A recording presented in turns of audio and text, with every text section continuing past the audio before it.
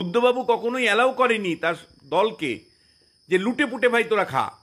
আর বুদ্ধবাবুর কোনো মন্ত্রিসভার সদস্য, এমনকি আজকে 13 বছর ক্ষমতার বাইরে থেকেও একজন সদস্য জেলে যায়নি, তার কারণ তারা করাপ্ট ছিল না। বুদ্ধবাবুর মন্ত্রিসভায় যারা সদস্য ছিলেন তারা সৎ মানুষ ছিলেন, আর বুদ্ধবাবু নিজে সৎ মানুষ ছিলেন। এখন এর সাথে 360 ডিগ্রি বুদ্ধবাবুর মতো এত স্পষ্টভাবে কেউ বোঝেনি যে এই শিক্ষিত বেকারদের কি হবে। বুদ্ধবাবুর আমলে প্রতি বছর এসএসসি পরীক্ষা হয়েছে, প্রতি বছর গড়ে 5,000 ছেলে মেয়ে চাকরি পেয়েছে শুধুমাত্র স্কুলে। বুদ্ধবাবুর আমলে নিয়মিত কলেজ সার্ভিস কমিশনের পরীক্ষা হতো, আমরা চাকরি পেয়েছি বুদ্ধবাবুর আমলে। বুদ্ধবাবুর আমলে তোমার গিয়ে পাবলিক সার্ভিস কমিশন নর্মাল কাজ করতো, পাবলিক সার্ভিস কমিশনে মানে নিয়মিত নিয়োগ হতো। বুদ্ধবাবুর আমলে যে এই যে পঞ্চায়েত পুরসভাগুলো নিয়মিত নিয়োগ হতো, বছরে অন্ততপক্ষে শিক্ষিত বেকারদের একটা চাকরি হতো, যেটা তৃণমূলের আমলে হয় না। দ্বিতীয় যেটা, সেটা বুদ্ধবাবুর আমলেও পুলিশ প্রশাসনের দলীয়করণ ছিল, অবশ্যই ছিল, কিন্তু এই লেভেলে ছিল না।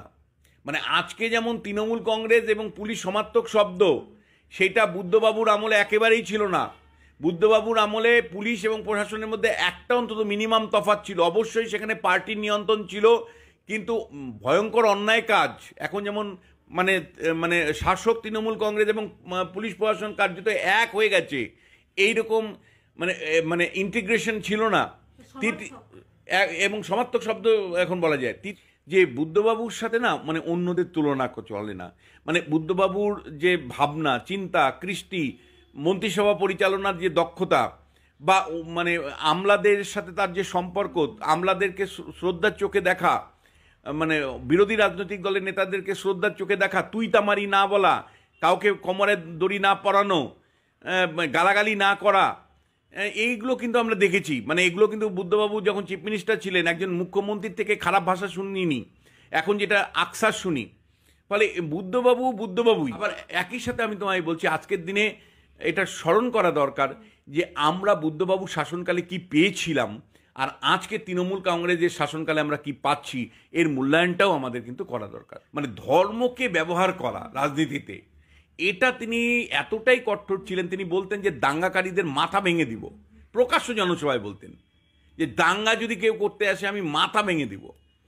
এই কথা বলার সাহস কয়টা রাজনীতিবিদের আছে যে ভাই মানে, এবং তিনি এটা বলতেন যে শাসক যদি না চায় তাহলে এই রাজ্যে দাঙ্গা হয় না। এটা জ্যোতিবাবুও বলতেন, বুদ্ধবাবু বলতেন। ফলে পশ্চিমবাংলায় আজকে যে রাজনীতিতে ধর্ম এই ধর্মের বুদ্ধবাবু থাকলে আমি নিশ্চিত যে শিল্পায়ন যেমন হতো, বেকাররা চাকরি কিছুটা পেতেন, একইভাবে মধ্যবিত্তের যে রাজনীতিতে নিয়ন্ত্রণ থাকার কথা ছিল সেটাই থাকতো, এবং একই সাথে আমি বলছি ধর্মের এই ব্যবহার হতো না। বুদ্ধবাবু